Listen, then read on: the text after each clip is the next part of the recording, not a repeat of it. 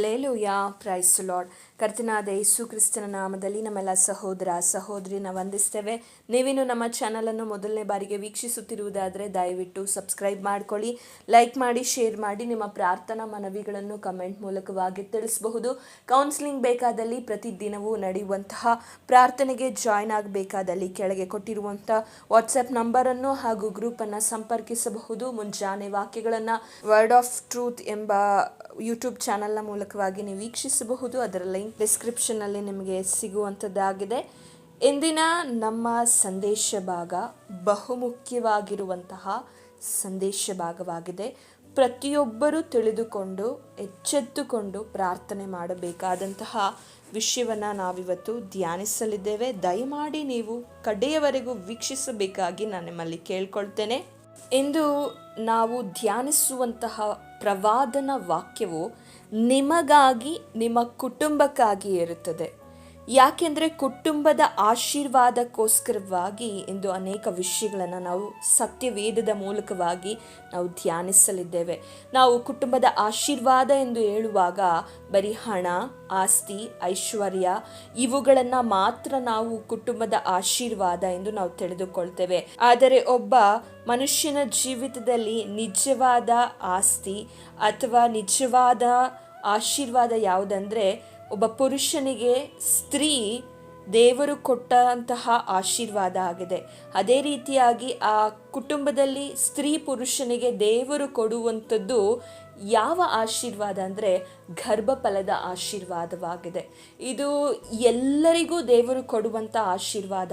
ಆದರೆ ಎಷ್ಟೋ ಜನರ ಜೀವಿತದಲ್ಲಿ ಈ ಆಶೀರ್ವಾದ ಇಲ್ಲದೆ, ಈ ಒಂದು ಆಸ್ತಿ ಇಲ್ಲದೆ, ಈ ಒಂದು ಗಿಫ್ಟ್ ಇಲ್ಲದೆ ಎಷ್ಟೋ ಜನರು ದುಃಖದಲ್ಲಿ, ಪ್ರಯಾಸದಲ್ಲಿ ಹಾದು ಹೋಗ್ತಾ ಇದ್ದಾರೆ. ಎಷ್ಟೋ ಜನರ ಬಳಿ ನೀವು ವೀಕ್ಷಿಸಬಹುದು, ಅವರ ಬಳಿ ಬೇಕಾದಷ್ಟು ಹಣ ಇರ್ತದೆ, ಬೇಕಾದಷ್ಟು ಆಸ್ತಿ ಇರ್ತದೆ, ಹೆಸರಿರ್ತದೆ, ಘನತೆ, ಗೌರವ ಎಲ್ಲ ಇರುತ್ತೆ. ಆದರೆ ಅವರ ಜೀವಿತದಲ್ಲಿ ಮಕ್ಕಳಿಲ್ಲ ಎಂದು ಹೇಳುವಾಗ ಅಲ್ಲಿ ಉಂಟಾಗುವಂಥ ವೇದನೆ, ಅಲ್ಲಿ ಕೊರತೆ ಆಗಿರಬಹುದು, ಯಾವ ಆಸ್ತಿ ಐಶ್ವರ್ಯ ಯಾವುದು ಕೂಡ ಅಲ್ಲಿ ಲೆಕ್ಕಕ್ಕೆ ಬರುವುದಿಲ್ಲ. ಅದಕ್ಕೆ ನಾವು ಸತ್ಯವೇದದಲ್ಲಿ ನೋಡ್ತೇವೆ, ಅಬ್ರಹಾಮನ ಹೇಳ್ತಾನೆ, ನೀನು ಎಷ್ಟು ಆಸ್ತಿ ನನಗೆ ಕೊಟ್ಟರೆ ಏನು, ನನಗೆ ಮಕ್ಕಳೇ ಇಲ್ವಲ್ಲ, ಅದನ್ನು ಅನುಭವಿಸಲಿಕ್ಕೆ ಮಕ್ಕಳೇ ಇಲ್ಲ ನನಗೆ, ನನ್ನ ದೂರದ ಸಂಬಂಧಿಗೆ ಪಾಲಾಗ್ತದೆ ಎಂದು ಅಬ್ರಹಾಮನು ಒಂದು ಬೇಸರದಿಂದ ಹೇಳುವುದನ್ನು ನಾವು ನೋಡ್ತೇವೆ.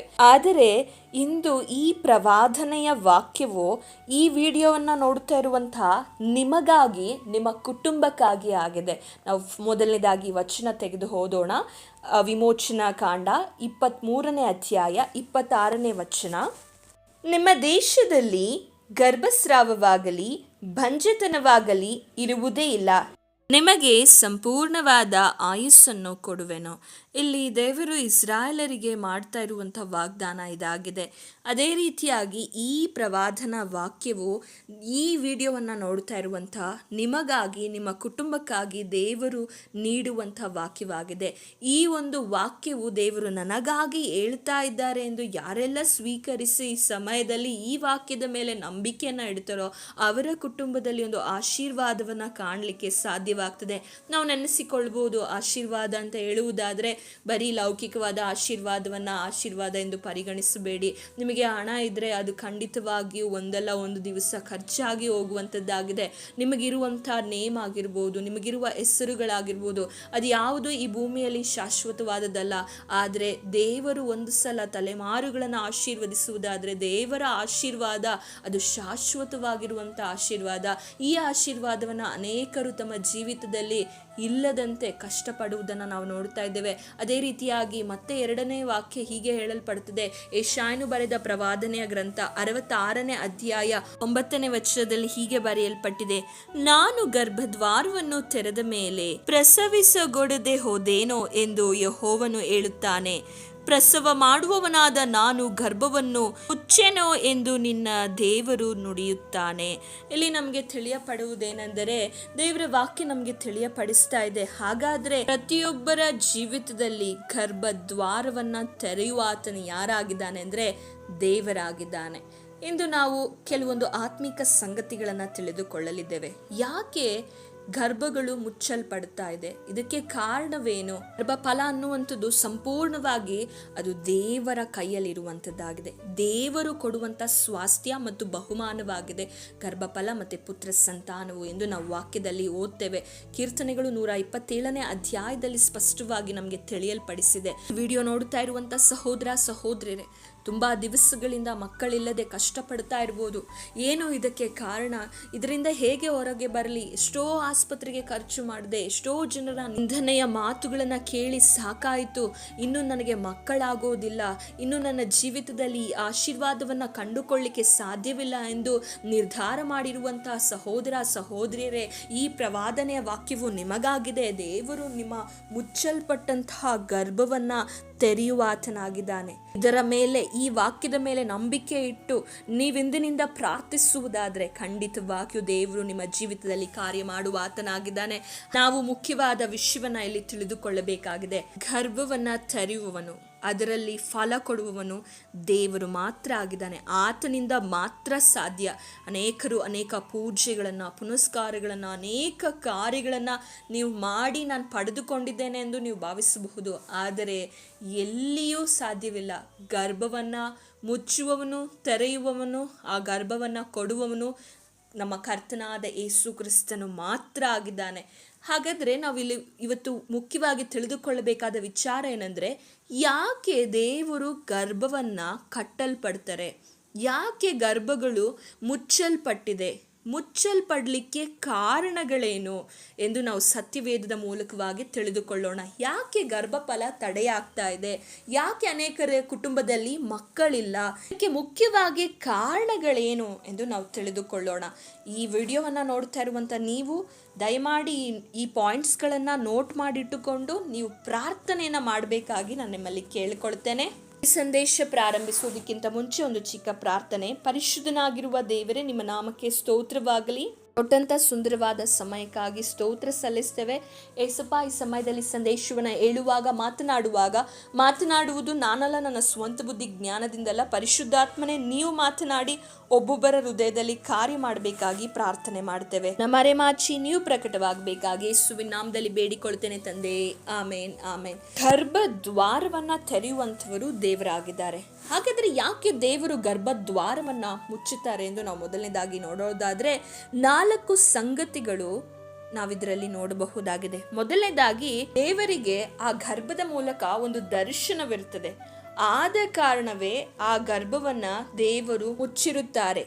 ತಕ್ಕ ಸಮಯ ಬರುವಾಗ, ಪರ್ಫೆಕ್ಟ್ ಆಗಿರುವ ಟೈಮ್ ಬರುವಾಗ ದೇವರು ಆ ಗರ್ಭವನ್ನ ತೆರೆದು ಆ ಗರ್ಭದಲ್ಲಿ ಒಂದು ಮಗುವನ್ನ ಕೊಟ್ಟು ಆ ಮಗುವಿನ ಮೇಲೆ ದೇವರಿಗೆ ಒಂದು ದರ್ಶನವಿರ್ತದೆ. ಯಾವ ಕುಟುಂಬದ ಮೇಲೆ ದೇವರ ದರ್ಶನವಿರ್ತದೋ, ಯಾವ ಮಗುವಿನ ಮೇಲೆ ದೇವ ದರ್ಶನವಿರ್ತದೋ ಅಂತಹ ಗರ್ಭಗಳು ಆ ಸಮಯ ಬರುವವರೆಗೂ ಮುಚ್ಚಲ್ಪಟ್ಟಿರುವಂಥ ಅವಸ್ಥೆಗಳಲ್ಲೇ ಇರುವಂಥದ್ದಾಗಿದೆ. ಹಾಗೆ ಎರಡನೇದಾಗಿ ನೋಡುವುದಾದರೆ, ದೇವರ ಉದ್ದೇಶಕ್ಕೆ ಒಳಪಡುವವರೆಗೂ ಆ ಗರ್ಭವು ಮುಚ್ಚಲ್ಪಟ್ಟಂಥ ಅವಸ್ಥೆಯಲ್ಲಿಯೇ ಇರುತ್ತೆ. ಮೂರನೇದಾಗಿ ನೋಡುವುದಾದರೆ, ಕೆಲವೊಂದು ನಮ್ಮ ಮಿಸ್ಟೇಕ್, ನಮ್ಮ ತಪ್ಪಿನಿಂದ ಗರ್ಭದ್ವಾರವು ಮುಚ್ಚಲ್ಪಟ್ಟಂಥ ಅವಸ್ಥೆಯಲ್ಲಿರುತ್ತೆ. ನಾಲ್ಕನೇದಾಗಿ ನೋಡುವುದಾದರೆ ತಡೆ. ಯಾವ ತಡೆ ಎಂದು ನೋಡುವುದಾದರೆ, ಸೈತಾನನ ಹೋರಾಟದಿಂದ ತಡೆ, ಶಾರೀರಿಕವಾಗಿ ಅನೇಕ ಬಲಹೀನತೆಯಿಂದ ಉಂಟಾಗುವಂಥ ತಡೆಗಳಿರುತ್ತೆ. ಈ 4ರಿಂದಲೇ ಎಷ್ಟೋ ಜನರ ಜೀವಿತದಲ್ಲಿ ಗರ್ಭಫಲವು ತಡೆಯಾಗಿದೆ. ಗರ್ಭಫಲವು ಇಲ್ಲದೆ ಇರುವುದಕ್ಕೆ ಕಾರಣ ಈ 4 ಆಗಿದೆ. ಈ 4 ನಾವು ಇವತ್ತು ವಿಂಗಡಿಸಿ ಧ್ಯಾನ ಮಾಡುವುದಾದರೆ ದೇವರು ನಮಗೆ ಸಹಾಯ ಮಾಡುವಂಥವನಾಗಿದ್ದಾನೆ.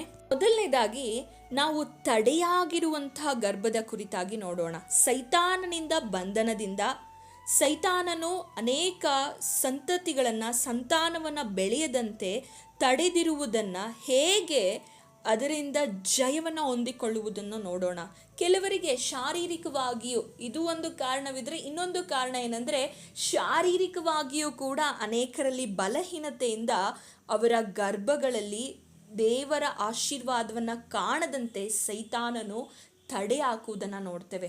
ಎಷ್ಟೋ ಜನ ಸ್ತ್ರೀಯರಲ್ಲಿ ಈ ದಿನಗಳಲ್ಲಿ ಬಾಧೆ ಪಡ್ತಾ ಇರುವಂಥ ವಿಷಯ ಯಾವುದಂದ್ರೆ ಶಾರೀರಿಕವಾದಂಥ ಬಲಹೀನತೆಗಳು, ಸ್ತ್ರೀಯರಿಗೆ ಸಂಬಂಧಪಟ್ಟಂಥ ಬಲಹೀನತೆಗಳು, ಥೈರಾಯ್ಡ್ ಆಗಿರಬಹುದು, PCOS polycystic ovary syndrome, PCOD polycystic ovary disease. ಎಷ್ಟೋ ಜನರು PCOD ಥೈರಾಯ್ಡ್ಗಳು ಹಾಗೆ ಗರ್ಭಕೋಶದ ರಿಲೇಟೆಡ್ ಆಗಿರುವಂಥ ಅನೇಕ ಬಲಹೀನತೆಗಳಿಗೆ ಒಳಗಾಗಿ ಅವರ ಗರ್ಭದಲ್ಲಿ ಗರ್ಭ ಫಲವನ್ನು ಕಾಣದಂತೆ ಸೈತಾನನು ಕಾರ್ಯವನ್ನು ಮಾಡುವ ಆತನಾಗಿದ್ದಾನೆ. ಹಾಗಾದರೆ ನಾವು ಏನು ಮಾಡಬೇಕೆಂದರೆ ಪ್ರಾರ್ಥನೆ ಮಾಡಬೇಕು. ಈ ಬಂಧನ ಮುರಿಯೋದಕ್ಕೋಸ್ಕರ, ಈ ಬಲಹೀನತೆ ನಮ್ಮ ದೇವರಿಗೆ ಅಸಾಧ್ಯವಾಗಿರುವ ಕಾರ್ಯ ಯಾವುದೂ ಇಲ್ಲ.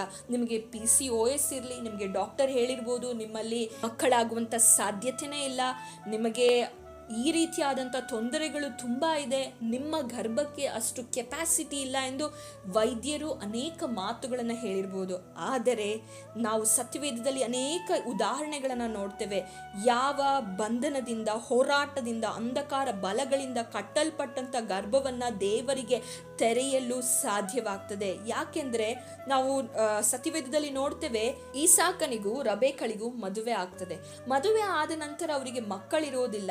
ಆದರೆ ಈಸಾಕನು ಎಂದಿಗೂ ಕೂಡ ರಬೇಕಳನ್ನ ಬ್ಲೇಮ್ ಮಾಡೋದಿಲ್ಲ. ಅದರ ಬದಲಾಗಿ ಈಸಾಕನು ಮಾಡಿದಂಥ ಕಾರ್ಯ ಯಾವುದಂದ್ರೆ, ಆದಿಕಾಂಡ 25ನೇ ಅಧ್ಯಾಯ 21ನೇ ವಚನದಲ್ಲಿ ಹೀಗೆ ಬರೆಯಲ್ಪಟ್ಟಿದೆ, ಆಕೆ ಬಂಜೆಯಾಗಿರಲಾಗಿ ಅವನು ಆಕೆಗೋಸ್ಕರ ಯೆಹೋವನನ್ನು ಬೇಡಿಕೊಂಡನು. ಯೆಹೋವನು ಅವನ ವಿಜ್ಞಾಪನೆಯನ್ನು ಲಾಲಿಸಿದರಿಂದ ರಬೇಕಳು ಬಸುರಾದಳು. ಈಸಾಕನು ರಬೇಕಳಿಗಾಗಿ ಪ್ರಾರ್ಥನೆಯನ್ನ ಮಾಡಿದ ಕಾರಣ ರಬೇಕಳ ಮುಚ್ಚಲ್ಪಟ್ಟಂತ ಗರ್ಭವು ತೆರೆಯಲ್ಪಡುವುದನ್ನು ನೋಡ್ತೇವೆ. ಹಾಗಾದ್ರೆ ಗರ್ಭಫಲವಿಲ್ಲದ ನೀವುಗಳು ಮೊದಲನೇದಾಗಿ ಮಾಡಬೇಕಾಗಿರುವ ಕೆಲಸ ಯಾವುದಂದ್ರೆ, ಕಾರ್ಯ ಯಾವುದಂದ್ರೆ ಪ್ರಾರ್ಥನೆ ಆಗಿದೆ. ಪ್ರಾರ್ಥನೆಯೊಟ್ಟಿಗೆ ವಿಶ್ವಾಸವನ್ನು ಬಿಟ್ಟು ಬಿಡಬಾರ್ದು. ಅನೇಕ ದಿವಸಗಳಿಂದ ನೀವು ಪ್ರಾರ್ಥನೆಗಳನ್ನು ಮಾಡುತ್ತಾ ಸೋತು ಹೋಗಿರ್ಬೋದು. ಎಷ್ಟೋ ದಿನ ನೀವು ಉಪವಾಸದಿಂದ ಗರ್ಭ ಫಲಕ್ಕೋಸ್ಕರ ದೇವರ ಸನ್ನಿಧಿಯಲ್ಲಿ ಕೂತು ಕೇಳಿರಬಹುದು. ಆದರೆ ದೇವರು ಖಂಡಿತವಾಗಿಯೂ ನಿಮ್ಮ ಜೀವಿತದಲ್ಲಿ ಕಾರ್ಯ ಮಾಡುವ ಆತನಾಗಿದ್ದಾನೆ. ಇಸಾಕನು ರಬೇಕಳ ವಿರುದ್ಧವಾಗಿ ಗುಣುಗುಟ್ಲಿಲ್ಲ ಅಥವಾ ರಬೇಕಳನ್ನ ಬ್ಲೇಮ್ ಮಾಡಲಿಲ್ಲ. ಅದರ ಬದಲಾಗಿ ಪ್ರಾರ್ಥನೆಯನ್ನು ಮಾಡಿದನು. ಇವತ್ತು ಎಷ್ಟೋ ಪುರುಷರು ಮಾಡುವಂಥ ಕಾರ್ಯ ಏನಂದರೆ, ಸ್ತ್ರೀಗೆ ಏನಾದರೂ ಬಲಹೀನತೆ ಇರುವಾಗ ಅಥವಾ ಸ್ತ್ರೀಯಲ್ಲಿ ಏನಾದರೂ ಮಕ್ಕಳಾಗದೇ ಇರುವಾಗ ಸಮಾಜದವರು, ಕುಟುಂಬದವರು, ಎಷ್ಟೋ ಗಂಡಂದಿರು ಏನು ಮಾಡ್ತಾರೆ, ಸ್ತ್ರೀಯ ಮೇಲೆ ದೂರನ್ನ, ಆರೋಪಗಳನ್ನು ಮಾಡ್ತಾರೆ. ಅನೇಕ ಪುರುಷರು ಎಷ್ಟೋ ವಿವಾಹಗಳನ್ನು ಆಗಿರುವುದನ್ನು ನೋಡ್ತೇವೆ. ಆದರೆ ಈಸಾಕನು ಏನು ಮಾಡಿದನೆಂದರೆ, ದೇವರಲ್ಲಿ ಭಯಭಕ್ತಿ ಉಳ್ಳಂತಹ ಮನುಷ್ಯನಾಗಿ ಅವನು ತನ್ನ ಹೆಂಡತಿಗೋಸ್ಕರ ಪ್ರಾರ್ಥನೆಯನ್ನು ಮಾಡಿದನು. ಆ ಪ್ರಾರ್ಥನೆಯನ್ನು ಕೇಳಿ ದೇವರು ಆಕೆಗೆ 2 ಮಕ್ಕಳನ್ನು ಕೊಡುವುದನ್ನು ನಾವು ನೋಡ್ತೇವೆ. ಇವತ್ತು ನಿಮ್ಮ ಜೀವಿತದಲ್ಲಿ ಅನೇಕ ತಡೆಗಳಿರಬಹುದು. ಕುಟುಂಬವಾಗಿ ಕೂತು ಗಂಡ ಹೆಂಡತಿ 2 ಕೈಗಳನ್ನು ಹಿಡಿದು ಮಕ್ಕಳಿಗೋಸ್ಕರ ಪ್ರತಿದಿನ ಪ್ರಾರ್ಥನೆ ಮಾಡಿ. ನಿಮ್ಮ ಕುಟುಂಬದಲ್ಲಿ ಸೈತಾನನು ಗರ್ಭಫಲಕ್ಕಾಗಿ ತಡೆ ಹಿಡಿದಿರುವಂಥ ಎಲ್ಲ ಕಾರ್ಯಗಳನ್ನು ದೇವರು ಹೊಡೆದು ಹಾಕುವ ಆತನಾಗಿದ್ದಾನೆ. ಉತ್ತರ ಸಿಗುವವರೆಗೂ ನೀವು ಪ್ರಾರ್ಥನೆ ಮಾಡಬೇಕು. ಬರೀ ಒಂದು ದಿವಸ ಪ್ರಾರ್ಥನೆ ಮಾಡಿ ಇದ್ರೆ ಸಾಕಾಗೋದಿಲ್ಲ, ಪ್ರತಿದಿನ ಪ್ರಾರ್ಥನೆ ಮಾಡಬೇಕು. ಈಸಾಕನು ಪ್ರತಿದಿನ ಪ್ರಾರ್ಥನೆ ಮಾಡಿದನು, ಸಿಗುವವರೆಗೂ ಪ್ರಾರ್ಥನೆ ಮಾಡಿದನು. ನಾವು ಅಷ್ಟೇ ಪ್ರತಿದಿನ ಪ್ರಾರ್ಥನೆ ಮಾಡಬೇಕು. ಯಾಕೆಂದರೆ ಸೈತಾನನ ಕಟ್ಟುಗಳು ಮುರಿಯಲ್ಪಡಲು ನಾವು ಪ್ರಾರ್ಥನೆ ಮಾಡಬೇಕು. ಗರ್ಭಫಲಕ್ಕೆ ವಿರುದ್ಧವಾಗಿ ಹೋರಾಡುವಂಥ ಎಲ್ಲ ದುಷ್ಟನ ಕಾರ್ಯಗಳು ಮುರಿಬೇಕಂದ್ರೆ ನೀವು ಪ್ರಾರ್ಥನೆಯಲ್ಲಿ ಯಥಾರ್ಥವಾಗಿ ದೇವರನ್ನು ನಂಬಿಕೊಂಡು ಪ್ರಾರ್ಥನೆ ಮಾಡಬೇಕು. ಯಾಕೆಂದರೆ ನಮ್ಮ ಹಿಂದೆ ಅನೇಕ ಯುದ್ಧಗಳು, ಅನೇಕ ಕಾರ್ಯಗಳು ನಡೀತಾ ಇರುತ್ತೆ. ಉದಾಹರಣೆಯಾಗಿ ನಾವು ನೋಡುವಾಗ ದಾನಿಯೇಲನ ಜೀವಿತದಲ್ಲಿ ನಾವು ನೋಡ್ತೇವೆ. ದಾನಿಯೇಲನು ಪ್ರಾರ್ಥನೆ ಮಾಡಿದ ಮೊದಲನೇ ದಿವಸದಲ್ಲಿಯೇ ಆತನಿಗೆ ಉತ್ತರ ಸಿಕ್ಕಿತ್ತು. ಆದರೆ ಅದನ್ನು ತಡೆ ಹಿಡಿದವನು ಯಾರಾಗಿದ್ದಾನೆ? ಆ ದೇಶವನ್ನು ಆಳ್ತಾ ಇದ್ದಂಥ ಪಾರಸಿಯ ರಾಜ್ಯತ್ವದ ಪ್ರಭು ಆ ಉತ್ತರವನ್ನು ತಡೆ ಹಿಡಿದು ದಾನಿಯೇಲನಿಗೆ ಉತ್ತರ ಸಿಗದೇ ಇರುವ ಹಾಗೆ ಮಾಡುವುದನ್ನು ನೋಡ್ತೇವೆ. ಆದರೆ ದಾನಿಯೇಲನು ಉತ್ತರ ಸಿಕ್ಕಿಲ್ಲ ಎಂದು ಹೇಳಿ ಪ್ರಾರ್ಥನೆಯನ್ನು ನಿಲ್ಲಿಸುವುದಿಲ್ಲ. ಅವನು ಪ್ರಾರ್ಥನೆಯನ್ನು ನಿರಂತರವಾಗಿ ಉಪವಾಸವಿದ್ದು ಮಾಡುವುದನ್ನು ನೋಡ್ತೇವೆ.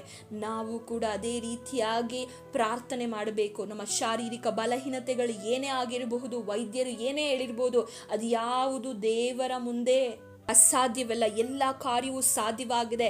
ಆ ಗರ್ಭಫಲಕ್ಕೆ ತಡೆಯಾಗಿರುವಂಥ ದುಷ್ಟನ ಬಲಗಳನ್ನು ದೇವರು ಈ ಸಮಯದಲ್ಲಿ ನೀವು ಪ್ರಾರ್ಥನೆ ಮಾಡಿ ನಂಬಿಕೊಳ್ಳುವುದಾದರೆ ಮುರಿಯುವಾತನಾಗಿದ್ದಾನೆ. ಯೆಶಾಯನ ಪ್ರವಾದನೆಯ ಗ್ರಂಥ 27ನೇ ಅಧ್ಯಾಯ 1ನೇ ವಚನ 2ನೇ ವಚನದಲ್ಲಿ ಹೀಗೆ ಬರೆಯಲ್ಪಟ್ಟಿದೆ, ಆ ದಿನದಲ್ಲಿ ಯೆಹೋವನು ಕಠಿಣವೂ ಮಹತ್ತು ಬಲವೂ ಆಗಿರುವ ತನ್ನ ಖಡ್ಗದಿಂದ ವೇಗವಾಗಿ ಓಡುವ ಸರ್ಪ, ಡೊಂಕಾಗಿ ಹರಿಯುವ ಸರ್ಪ, ಈ 2 ಹೆಬ್ಬಾವುಗಳನ್ನು ಹೊಡೆದು ಮಹಾನದಿಯಲ್ಲಿ ಘಟಸರ್ಪವನ್ನು ಕೊಂದು ಹಾಕುವನು. ನಿಮ್ಮ ಜೀವಿತದಲ್ಲಿ ತಡೆಯನ್ನು ಮಾಡುತ್ತಾ ಇರುವಂಥ, ಗರ್ಭಫಲಕ್ಕಾಗಿ ತಡೆ ಮಾಡುತ್ತಾ ಇರುವಂತಹ ದುಷ್ಟನನ್ನು ದೇವರು ಏನು ಮಾಡ್ತಾರೆ ಎಂದು ಹೇಳಿದ್ದಾರೆ ಅಂದರೆ, ತನ್ನ ಖಡ್ಗದಿಂದ, ಆತನ ಖಡ್ಗದಿಂದ ಹೊಡೆಯುವ ಆತನಾಗಿದ್ದಾನೆ. ಹಾಗೆ ನೀವು ಹೊಡಿಬೇಕಂದ್ರೆ ನೀವು ಪ್ರಾರ್ಥನೆಯಲ್ಲಿ ನಿರತರಾಗಿರಬೇಕು. ಪ್ರಾರ್ಥನೆಯಲ್ಲಿ ಇಲ್ಲದೆ ಸುಮ್ಮನೆ ದೇವರ ಮೇಲೆ ಗುಣಗುಟ್ಟುತ್ತಾ, ಅಥವಾ ಸ್ತ್ರೀ ಪುರುಷನ ಮೇಲೆ ಗುಣಗುಟ್ಟುತ್ತಾ, ಪುರುಷ ಸ್ತ್ರೀ ಮೇಲೆ ಗುಣಗುಟ್ಟುತ್ತಾ ಇದ್ರೆ ನಿಮ್ಮ ಆಶೀರ್ವಾದಕ್ಕೆ ನೀವೇ ತಡೆಗಳಾಗ್ತೀರ. ಹಾಗಾಗಿ ಇದರ ಹಿಂದಿರುವಂತಹ ಆ ಶಕ್ತಿಯನ್ನು ಮುರಿಬೇಕಂದ್ರೆ ದೇವರಲ್ಲಿ ಪ್ರಾರ್ಥನೆ ಮಾಡಿ. ನಿಮ್ಮ ಗರ್ಭವು ಸತ್ತು ಹೋಗಿದೆ, ಅದರಿಂದ ಯಾವುದೇ ಮಿರಾಕಲ್ ಮಾಡಲಿಕ್ಕೆ ಸಾಧ್ಯ ಇಲ್ಲ ಅಂತ ವೈದ್ಯರು ಹೇಳ್ಬೋದು. ಆದರೆ ಎಂದಿಗೂ ಚಿಂತೆ ಮಾಡಬೇಡಿ, ಯಾಕೆಂದರೆ ದೇವರಿಗೆ ಎಲ್ಲ ಕಾರ್ಯವನ್ನು ಮಾಡಲಿಕ್ಕೆ ಸಾಧ್ಯ ಇದೆ. ಆದರೆ ನಾವು ಪ್ರಾರ್ಥನೆ ಮಾಡೋದನ್ನು ನಿಲ್ಲಿಸಬಾರ್ದು. ನಿಮಗೆ ಸಿಗುವವರೆಗೂ ನೀವು ಪ್ರಾರ್ಥನೆ ಮಾಡಬೇಕು.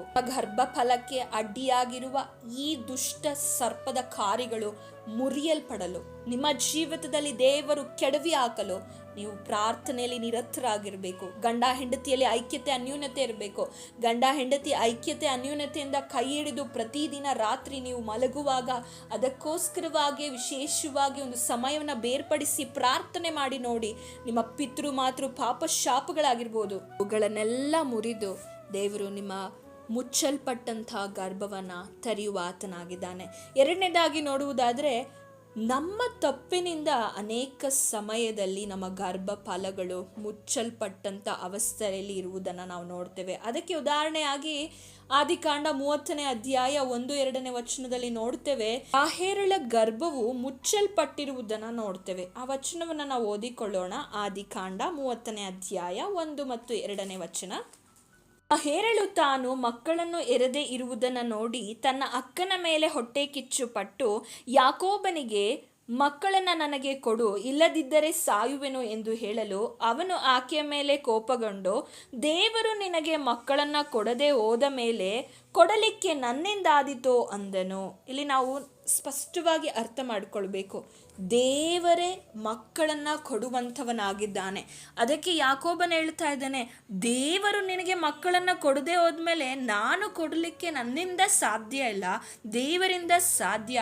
ಆದರೆ ಈಕೆಯ ಗರ್ಭ ಮುಚ್ಚಲ್ಪಡಲಿಕ್ಕೆ ಕಾರಣ ಏನಂದರೆ, ರಾಹೇಲಳು ತಾನು ಮಕ್ಕಳನ್ನು ಹೆರದೆ ಇರುವುದನ್ನು ನೋಡಿ ತನ್ನ ಅಕ್ಕನ ಮೇಲೆ ಹೊಟ್ಟೆ ಕಿಚ್ಚು ಪಡ್ತಾ ಇದ್ದಾಳೆ.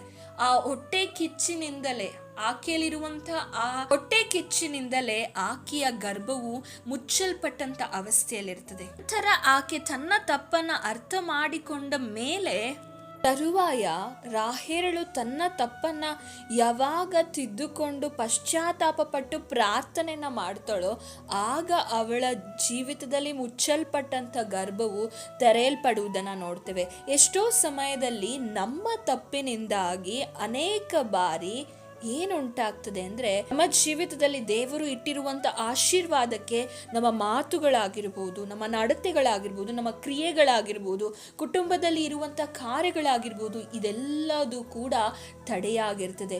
ಇಂದು ಯೋಚನೆ ಮಾಡಿ, ಯಾವುದು ತಡೆಯಾಗಿದೆ? ಎಷ್ಟೋ ಜನ ಸ್ತ್ರೀ ಪುರುಷರು ಆರಂಭದಲ್ಲಿ ಏನು ಮಾಡ್ತಾರೆ ಅಂದರೆ, ಪ್ಲ್ಯಾನಿಂಗ್ಗಳನ್ನು ಮಾಡ್ಕೊಳ್ತಾರೆ. ನಮಗೆ ಇವಾಗ ಮಕ್ಕಳು ಬೇಡ, ನಾವು ಒಂದು ಸ್ಟೇಜ್ಗೆ ತಲುಪುವವರೆಗೂ, ನಾವು ಒಂದು ಸೆಟಲ್ ಆಗುವವರೆಗೂ ಮಕ್ಕಳು ಬೇಡ ಎಂಬ ಪ್ಲ್ಯಾನಿಂಗ್ಗಳನ್ನೆಲ್ಲ ಮಾಡಿಕೊಂಡು ನಂತರ ಮಕ್ಕಳು ಇಲ್ಲದೆ ಕಷ್ಟಪಡುವುದನ್ನು ನಾವು ನೋಡ್ತೇವೆ. ದೇವರು ಕೊಡುವಂಥ ಸಮಯದಲ್ಲಿ ದೇವರಿಗೊಂದು ಸಮಯವಿರ್ತದೆ, ದೇವರಿಗೊಂದು ಉದ್ದೇಶ ಇರುತ್ತೆ, ಚಿತ್ತ ಇರುತ್ತೆ. ಅದರ ಪ್ರಕಾರ ನಾವು ಒಳಪಡುವಾಗ ಮಾತ್ರವೇ ನಮ್ಮ ಜೀವಿತದಲ್ಲಿ ಆ ಆಶೀರ್ವಾದವನ್ನು ಪಡೆದುಕೊಳ್ಳಲು ಸಾಧ್ಯ. ಅನೇಕ ಸ್ತ್ರೀಯರು, ಪುರುಷರು ತಮ್ಮ ಬಾಯಿ ಮಾತುಗಳಿಂದಲೇ ದೇವರ ಆಶೀರ್ವಾದವನ್ನು ಕಳೆದುಕೊಂಡವರಾಗಿದ್ದಾರೆ. ಈ ದಿನಗಳಲ್ಲಿ ರಾಹೇಲಳು ತನ್ನ ತಪ್ಪನ್ನು ತಿಳಿದುಕೊಂಡು ದೇವರಿಗೆ ತನ್ನ ಮೋರೆಯನ್ನು, ತನ್ನ ದುಃಖವನ್ನು ತಿಳಿಸಿ ಪ್ರಾರ್ಥನೆ ಮಾಡಿದ ಹಾಗೆ ನೀವು ಮಾಡುವುದಾದರೆ ದೇವರು ಖಂಡಿತವಾಗಿಯೂ ನಿಮ್ಮ ಜೀವಿತದಲ್ಲಿ ಕಾರ್ಯ ಮಾಡುವ ಆತನಾಗಿದ್ದಾನೆ. 22ನೇ ವಚನಕ್ಕೆ ಬರುವಾಗ, ಆಮೇಲೆ ದೇವರು ರಾಹೇಲಳನ್ನ ನೆನೆಸಿಕೊಂಡು ಆಕೆಯ ಮೋರೆಯನ್ನ ಕೇಳಿ ಆಕೆಗೆ ಮಕ್ಕಳಾಗುವಂತೆ ಮಾಡಿದನು. ಆಕೆಯು ಗರ್ಭಿಣಿಯಾಗಿ ಗಂಡು ಮಗುವನ್ನ ಎತ್ತು ದೇವರು ನನಗಿದ್ದ ಅವಮಾನವನ್ನ ಪರಿಹರಿಸಿದ್ದಾನೆ ಅಂದಳು. ನೋಡಿ, ದೇವರು ಅವಳಿಗಿದ್ದಂಥ ಅವಮಾನವನ್ನ ಪರಿಹರಿಸಿದ್ರು. ಯಾವಾಗ ಅಂದರೆ ತನ್ನ ತಪ್ಪನ್ನ ಅರಿತುಕೊಂಡು ದೇವರ ಸಮ್ಮುಖದಲ್ಲಿ ಆಕೆ ಪ್ರಾರ್ಥನೆ ಮಾಡಿದಾಗ. ಇಂದು ನೀವು ಯಾವೆಲ್ಲ ತಪ್ಪುಗಳು ನಿಮ್ಮ ಜೀವಿತದಲ್ಲಿ, ಅನೇಕರು ಟ್ಯಾಬ್ಲೆಟ್ಸ್ ತಗೊಳ್ಳುವಂಥದ್ದು, ಗರ್ಭಫಲವನ್ನು ತಡೆಯುವಂಥದ್ದು, ಈ ಕಾರ್ಯಗಳನ್ನೆಲ್ಲ ಆರಂಭ ದಿವಸದಲ್ಲಿ ಮಾಡಿ ನಂತರ ನಮಗೆ ಗರ್ಭಫಲ ಬೇಕು ಎಂದು ಹೇಳುವಾಗ ಅವರ ಜೀವಿತದಲ್ಲಿ ಅದನ್ನು ಪಡೆದುಕೊಳ್ಳಲು ಅವರಿಗೆ ಸಾಧ್ಯವಾಗ್ತಾ ಇರೋದಿಲ್ಲ. ಆದರೆ ನಾವು ದೇವರ ಉದ್ದೇಶಕ್ಕೆ ಒಳಪಡಬೇಕು. ದೇವರಿಗೆ ಎಲ್ಲದಕ್ಕೂ ಒಂದು ಸಮಯ, ಒಂದು ಉದ್ದೇಶ, ಒಂದು ದರ್ಶನವಿರುತ್ತದೆ. ಅದಕ್ಕೆ ನಾವು ಒಳಪಡಬೇಕೇ ಹೊರತು ನಮ್ಮ ಇಷ್ಟದ ಪ್ರಕಾರವಾಗಿ, ನಮ್ಮ ಆಲೋಚನೆ ಪ್ರಕಾರವಾಗಿ ನಾವು ತೀರ್ಮಾನಗಳನ್ನು ತೆಗೆದುಕೊಳ್ಳಬಾರದು. ಈ ದಿನಮಾನಗಳಲ್ಲಿ ನೀವು ಆ ರೀತಿಯಾಗಿ ತೀರ್ಮಾನಗಳನ್ನು ತೆಗೆದುಕೊಂಡಿರುವುದಾದರೆ ದೇವರ ಮುಂದೆ ಪಶ್ಚಾತ್ತಾಪ ಪಡಿರಿ. ದೇವರು ಖಂಡಿತವಾಗಿಯೂ ಕಾರ್ಯ ಮಾಡ್ತಾರೆ. ನಾವು ಮತ್ತೆ ನೋಡ್ತೇವೆ, ಅಭಿಮಲೇಖನ ಜೀವಿತದಲ್ಲೂ ಕೂಡ ನಾವು ನೋಡ್ತೇವೆ, ಅಬ್ರಹಾಮನು ಅಭಿಮಲೇಖನ ಬಳಿಯಲ್ಲಿ ಸಾರಳನ ತಂಗಿ ಎಂದು ಹೇಳಿದ ಕಾರಣಕ್ಕಾಗಿ ಸಾರಳನ್ನ ತೆಗೆದುಕೊಳ್ಳುತ್ತಾನೆ. ಸಾರಳನ ತೆಗೆದುಕೊಳ್ಳುವಾಗ ದೇವರು ಅವನ ಕನಸಿನಲ್ಲಿ ಮಾತನಾಡಿ ಆನಂತರ ಬೆಳಗ್ಗೆ ಏಳುವಾಗ ಅಭಿಮಲೇಖನು ತನ್ನ ತಪ್ಪನ್ನು ತಿದ್ದುಕೊಂಡು ಅಬ್ರಹಾಮನಿಗೆ ಅವನ ಹೆಂಡತಿಯನ್ನು ಒಪ್ಪಿಸ್ತಾನೆ. ಅಬ್ರಹಾಮನಿಗೆ ತನ್ನ ಹೆಂಡತಿಯನ್ನು ಒಪ್ಪಿಸುವಾಗ ಅಲ್ಲಿ ಅಬ್ರಹಾಮನು ಪ್ರಾರ್ಥನೆ ಮಾಡುವಾಗ ಅವರ ಪಾಳ್ಯದಲ್ಲಿ ಇದ್ದಂತಹ ಸ್ತ್ರೀಯರೆಲ್ಲರ ಬಂಜೆತನವನ್ನು ದೇವರು ಹೋಗಲಾಡಿಸುವುದನ್ನು ನೋಡ್ತೇವೆ. ಆದಿಕಾಂಡ 20ನೇ ಅಧ್ಯಾಯ 17-18ನೇ ವಚನಕ್ಕೆ ಬರುವುದಾದರೆ, ಅಬ್ರಹಾಮನು ದೇವರನ್ನ ಬೇಡಿಕೊಳ್ಳಲು ದೇವರು ಅಭಿಮಲೇಖನನ್ನು ಅವನ ಪತ್ನಿಯನ್ನು ದಾಸಿಯರನ್ನು ವಾಸಿ ಮಾಡಿದರಿಂದ ಅವರಿಗೆ ಮಕ್ಕಳಾದರು. ನಮ್ಮ ಜೀವಿತದಲ್ಲಿ ಇರುವಂತಹ ಯಾವುದಾದರೂ ಪಾಪಗಳಾಗಿರಬಹುದು, ಅನೇಕ ವಿಧವಾದ ಬಲಹೀನಗಳಾಗಿರ್ಬೋದು, ನಮ್ಮ ಮಾತುಗಳಾಗಿರ್ಬೋದು, ಇವುಗಳನ್ನೆಲ್ಲ ನಾವು ಒಪ್ಪಿಕೊಂಡು ದೇವರ ಸಮ್ಮುಖದಲ್ಲಿ ಪ್ರಾರ್ಥಿಸುವಾಗ ದೇವರು ಹೇಗೆ ಅಭಿಮಲೇಖನನ್ನ ಪತ್ನಿಯನ್ನ ದಾಸಿಯನ್ನ ವಾಸಿ ಮಾಡಿದರೋ ಅದೇ ರೀತಿಯಾಗಿ ದೇವರು ನಿಮ್ಮ ಜೀವಿತದಲ್ಲಿ ಮಾಡುವವರಾಗಿದ್ದಾರೆ. ಮುಂಚೆ ಅಬ್ರಹಾಮನ ಹೆಂಡತಿಯಾದ ಸಾರಳ ನಿಮಿತ್ತ ಯೆಹೋವನು ಅಭಿಮಲೇಖನ ಮನೆಯಲ್ಲಿದ್ದ ಸ್ತ್ರೀಯರನ್ನೆಲ್ಲರೂ ಬಂಜೆಯಾಗುವಂತೆ ಮಾಡಿದನು. ನೋಡಿ, ನಮಗೆ ಗರ್ಭಫಲವನ್ನು ಕೊಡುವ ಆತನು ಯಾರಾಗಿದ್ದಾನೆ? ದೇವರಾಗಿದ್ದಾನೆ. ಆತನು ತೆರೆದರೆ ಯಾರು ಮುಚ್ಚಲಿಕ್ಕೆ ಸಾಧ್ಯ ಇಲ್ಲ, ಆತನು ಮುಚ್ಚಿದರೆ ಯಾರು ತೆರೆಯಲಿಕ್ಕೆ ಸಾಧ್ಯ ಇಲ್ಲ. ಆದ ಕಾರಣವೇ ಪಶ್ಚಾತ್ತಾಪ ಪಟ್ಟು ಅಭಿಮಲೇಖನು ದೇವರ ಎಚ್ಚರಿಕೆಯನ್ನ ಕೇಳಿ ಪಾಪ ಮಾಡದಂತೆ ದೇವರಿಗೆ ತನ್ನನ್ನು ಒಪ್ಪಿಸಿಕೊಟ್ಟಾಗ, ತನ್ನ ಜೀವಿತದಲ್ಲಿ ಪಶ್ಚಾತ್ತಾಪ ಪಟ್ಟಾಗ ದೇವರು ಅವನ ಜೀವಿತವನ್ನು ವಾಸಿ ಮಾಡಿದ್ರು. ಇಲ್ಲಿ ಎಲ್ಲ ಕಡೆಯಲ್ಲಿಯೂ ನಾವು ಒಂದು ಮುಖ್ಯವಾಗಿ ನೋಡ್ತಾ ಇರುವ ವಿಷಯ ಯಾವುದಂದರೆ ಪ್ರಾರ್ಥನೆ ಆಗಿದೆ. ಪ್ರಾರ್ಥನೆ ಸಕಲ ವಿಷಯವನ್ನು ಮಾಡುವಂಥದ್ದಾಗಿದೆ. ನಮ್ಮ ಜೀವಿತದಲ್ಲಿ ಸೈತಾನನಿಂದ, ಹೋರಾಟದಿಂದ, ಶಾರೀರಿಕ ಬಲಹೀನತೆಗಳಿಂದ ಮಕ್ಕಳಾಗದೇ ಇರುವಾಗಲೂ ನಾವು ಪ್ರಾರ್ಥಿಸುವಾಗ ದೇವರು ಕಾರ್ಯ ಮಾಡ್ತಾರೆ. ಮತ್ತು ಅನೇಕ ಸಮಯದಲ್ಲಿ ನಮ್ಮ ಒಂದು ಮಿಸ್ಟೇಕ್ಗಳಿರುವಾಗ ನಾವು ಪಶ್ಚಾತ್ತಾಪ ಪಟ್ಟು ಪ್ರಾರ್ಥನೆ ಮಾಡುವುದಾದರೆ ಅಲ್ಲೂ ದೇವರು ಗರ್ಭಫಲವನ್ನು ಕೊಡುವ ಆತನಾಗಿದ್ದಾನೆ. ನಾವು ಸರಿ ಮಾಡಿಕೊಳ್ಳಬೇಕಾದುದನ್ನು ಸರಿ ಮಾಡಿಕೊಳ್ಳದೆ ದೇವರನ್ನ ಪ್ರಾರ್ಥನೆ ಮಾಡಿದರೆ ದೇವರು ಬಾಗಿಲನ್ನು ತೆರೆಯುವುದಿಲ್ಲ. ನಿಮ್ಮ ಮಿಸ್ಟೇಕ್ಗಳಿಂದ, ನಿಮ್ಮ ತಪ್ಪುಗಳಿಂದ ನೀವು ಹಿಂದಿರುಗದೆ, ಮಾನಸಾಂತರ ಹೊಂದಿಕೊಳ್ಳದೆ, ಪಶ್ಚಾತ್ತಾಪ ಪಡದೆ ನಿಮ್ಮ ಜೀವಿತದಲ್ಲಿ ಕಟ್ಟಲ್ಪಟ್ಟಂಥ, ಒಡೆಯಲ್ಪಟ್ಟಂಥ ಗರ್ಭವು ತೆರೀಲಿಕ್ಕೆ ಸಾಧ್ಯವಿಲ್ಲ. ಆದ ಕಾರಣ ಯಾವ ವಿಷಯವಾಗಿ ಅನೇಕ ಪುರುಷರು, ಸ್ತ್ರೀಯರು ಮಾತ್ರ ಪಾಪದಲ್ಲಿ ಇರ್ತಾರೆ ಅಥವಾ ಸ್ತ್ರೀಯರದು ಮಾತ್ರ ತಪ್ಪು ಅಂತ ಹೇಳಲಿಕ್ಕೆ ಸಾಧ್ಯ ಇಲ್ಲ. ಎಷ್ಟೋ ಪುರುಷರು ಬೇಡವಾದಂಥ ಕುಡುಕು ಚಟಗಳು, ಸ್ಮೋಕಿಂಗ್ ಮಾಡುವಂಥದ್ದು, ದೇವರಿಗೆ ವಿರುದ್ಧವಾದ ಪಾಪ ಕಾರ್ಯಗಳನ್ನು ಮಾಡುವಂಥದ್ದನ್ನು ಇಟ್ಟುಕೊಂಡು ಕೂಡ ದೇವರ ಮೇಲೆ ಗುಣಗುಟ್ಟುವುದನ್ನು ನೋಡ್ತೇವೆ. ನಿಮಗೆ ದೇವರ ಮೇಲೆ ಗುಣಗುಟ್ಟಲಿಕ್ಕೆ ಅಧಿಕಾರವಿಲ್ಲ. ಯಾಕೆಂದರೆ ನಿಮ್ಮ ತಪ್ಪುಗಳಿಂದಲೇ ನಿಮ್ಮ ಜೀವಿತದಲ್ಲಿ ದೇವರ ಆಶೀರ್ವಾದವನ್ನು ಕಾಣಲಿಕ್ಕೆ ಸಾಧ್ಯ ಆಗ್ತಾ ಇಲ್ಲ. ಸ್ತ್ರೀ ಆಗಿರ್ಬೋದು, ಪುರುಷರಾಗಿರ್ಬೋದು, ದೇವರ ಬಳಿ ಪಶ್ಚಾತ್ತಾಪವಿದ್ದು ಪ್ರಾರ್ಥನೆ ಮಾಡಿರಿ. ದೇವರು ನಿಮಗೆ ಆ ಗರ್ಭಫಲವನ್ನು ಕೊಡುವ ಆತನಾಗಿದ್ದಾನೆ. ಮೂರನೇದಾಗಿ ನಾವು ನೋಡುವುದಾದರೆ ಯಾಕೆ ಗರ್ಭವು ತಡೆಯಲ್ಪಟ್ಟಿದೆ ಅಂದರೆ ದೇವರಿಗೆ ಒಂದು ಉದ್ದೇಶವಿರುತ್ತೆ. ಯಾವಾಗ ಆ ಸ್ತ್ರೀ ಪುರುಷರು ಆ ಉದ್ದೇಶದ ಒಳಗೆ ತಮ್ಮನ್ನು ಒಪ್ಪಿಸಿಕೊಡ್ತಾರೋ ಆ ಸಮಯದಲ್ಲಿಯೇ ಅವರ ಗರ್ಭವು ತೆರೆಯಲ್ಪಡುತ್ತದೆ. ಇಲ್ಲಿ ದೇವರಿಗೆ ಯಾವುದೇ ಸಮಯ ಇಟ್ಟಿರೋದಿಲ್ಲ. ಆದರೆ ಆ ಉದ್ದೇಶಕ್ಕೆ ಆ ಸ್ತ್ರೀ ಪುರುಷರು ಒಳಪಡುವಾಗ ಖಂಡಿತವಾಗಿ ಅವರ ಜೀವಿತದಲ್ಲಿ ಗರ್ಭಫಲವು ಕಾಣಲಿಕ್ಕೆ ಸಾಧ್ಯವಾಗ್ತದೆ. ಉದಾಹರಣೆಯಾಗಿ ನೋಡುವುದಾದರೆ ಅನ್ನಳ ಜೀವಿತ. ಅನ್ನಳು ಎಷ್ಟೋ ದಿವಸಗಳಿಂದ ಕಣ್ಣೀರು ಹಾಕುತ್ತಾ ಪ್ರಾರ್ಥನೆ ಮಾಡಿರಬಹುದು. ದೇವರೇ, ನನಗೆ ಯಾವುದಾದ್ರೂ ಒಂದು ಮಗುವನ್ನು ಅನುಗ್ರಹಿಸು, ನನಗೆ ಯಾವುದಾದ್ರೂ ಒಂದು ಮಗುವನ್ನು ಕೊಡು ಎಂದು ಪ್ರಾರ್ಥನೆ ಮಾಡಿರಬಹುದು. ಆದರೆ ಯಾವಾಗ ಆಕೆ ದೇವಾಲಯಕ್ಕೆ ಹೋಗಿ ನೀ ನನಗೊಂದು ಮಗನನ್ನು ಕೊಡುವುದಾದರೆ ನಾನು ತಿರುಗಿ ಅವನನ್ನು ನಿನಗೆ ಕೊಡುತ್ತೇನೆ ಎಂದು ಉದ್ದೇಶ ಇಟ್ಟುಕೊಂಡು ಅರಿಕೆ ಇಟ್ಟುಕೊಂಡು ಪ್ರಾರ್ಥನೆ ಮಾಡುತ್ತಾಳೋ ಆಗ ಅವಳ ಜೀವಿತದಲ್ಲಿ ಮುಚ್ಚಲ್ಪಟ್ಟ ಗರ್ಭವು ತೆರೆಯುವುದನ್ನು ನಾವು ನೋಡ್ತೇವೆ. ದೇವರ ಉದ್ದೇಶಕ್ಕೆ ಒಳಪಡುವುದಕ್ಕೋಸ್ಕರವಾಗಿಯೇ ಈಕೆಯ ಗರ್ಭ ಮುಚ್ಚಲ್ಪಟ್ಟಂತ ಅವಸ್ಥೆಯಲ್ಲಿತ್ತು. ಯಾವಾಗ ಅವಳು ಹೋಗಿ ದೇವರ ಸನ್ನಿಧಿಯಲ್ಲಿ ತನ್ನನ್ನು ಒಪ್ಪಿಸಿಕೊಟ್ಟು ಪ್ರಾರ್ಥನೆ ಮಾಡಿದ್ಲು, ಕಣ್ಣೀರು ಹಾಕಿದ್ಲು. ಮೊದಲು ಆಕೆ ಏನು ಮಾಡ್ತಿದ್ದಾಳೆ? ಕಣ್ಣೀರು ಸುರಿಸ್ತಾ ಇದ್ದಾಳೆ. 9-10ನೇ ವಚನದಲ್ಲಿ ನೋಡುವಾಗ ಸರಿಯಾದ ಜಾಗಕ್ಕೆ ಹೋಗಿ ಸರಿಯಾದ ವ್ಯಕ್ತಿಯ ಬಳಿ ಹೋಗಿ ತನ್ನ ದುಃಖವನ್ನು ಕಣ್ಣೀರನ್ನು ಸುರಿಸ್ತಾಳೆ. ಕಣ್ಣೀರನ್ನು ಸುರಿಸಿದ ನಂತರ ಆ ಕಣ್ಣೀರಿನ ಪ್ರಾರ್ಥನೆಯು, ಆ ಕಣ್ಣೀರಿನಿಂದ ಆಕೆ ಒಂದು ಅರಿಕೆಯನ್ನು ಮಾಡ್ತಾಳೆ. ನೀನು ನನಗೊಂದು ಮಗನನ್ನು ಕೊಡುವುದಾದರೆ ನಾನು ತಿರುಗಿ ನಿನಗೇ ಕೊಡುತ್ತೇನೆ, ನಿನ್ನ ಸನ್ನಿಧಿಯಲ್ಲಿ ಅವನನ್ನು ಬೆಳೆಸ್ತೇನೆ ಎಂದು ಆಕೆ ಅರಿಕೆ ಮಾಡಿ ಪ್ರಾರ್ಥನೆ ಮಾಡ್ತಾಳೆ. ದೇವರ ಸನ್ನಿಧಿಯಲ್ಲಿ, ದೇವರ ಪ್ರಸನ್ನತೆಯಲ್ಲಿ ಆಕೆ ಪ್ರಾರ್ಥನೆ ಮಾಡ್ತಾಳೆ. ಆಕೆ ತನ್ನ ಸಮಯವನ್ನು ಕಳೆಯುವುದನ್ನು ನೋಡ್ತೇವೆ. ಹಾಗಾಗಿ ಪ್ರಾರ್ಥನೆ ಮಾಡುವಾಗ ನೀವುಗಳು, ದೇವರೇ, ನಿನ್ನ ಉದ್ದೇಶ ನನ್ನ ಜೀವಿತದಲ್ಲಿ ನೆರವೇರಲಿ, ನೀನು ಏನನ್ನ ನನ್ನ ಗರ್ಭಫಲಕ್ಕೋಸ್ಕರವಾಗಿ ಏನು ಉದ್ದೇಶ ಇಟ್ಟಿದ್ದೀರೋ ಅದಕ್ಕೆ ನಾವು ಒಳಪಡಬೇಕು ಎಂದು ನೀವು ಇವತ್ತಿನಿಂದ ಪ್ರಾರ್ಥನೆ ಮಾಡಿ. ಅನ್ನಳು ಒಳಪಟ್ಟ ತಕ್ಷಣವೇ ಆಕೆಯ ಜೀವಿತದಲ್ಲಿ ಸಾಮುವೇಲನು ಹುಟ್ಟುವುದನ್ನು ನೋಡ್ತೇವೆ. ಆಕೆ ದೇವರ ಉದ್ದೇಶಕ್ಕೆ ಹತ್ತಿರವಾದಾಗ ಆಕೆಯ ಗರ್ಭಫಲವು ತೆರೆಯಲ್ಪಡುವುದನ್ನು ನೋಡ್ತೇವೆ. ನೀವು ದೇವರ ಉದ್ದೇಶಕ್ಕೆ ಒಳಗಾಗುವುದಾದರೆ ನಿಮ್ಮ ಗರ್ಭಫಲಗಳು ತೆರೆಯಲ್ಪಡುವಂಥದ್ದಾಗಿದೆ. ಮತ್ತೆ 4ನೇದಾಗಿ ನಾವು ನೋಡುವುದಾದರೆ ದೇವರ ದರ್ಶನ. ದೇವರಿಗೆ ಗರ್ಭಫಲದ ಮೇಲೆ ಒಂದು ದರ್ಶನವಿರ್ತದೆ.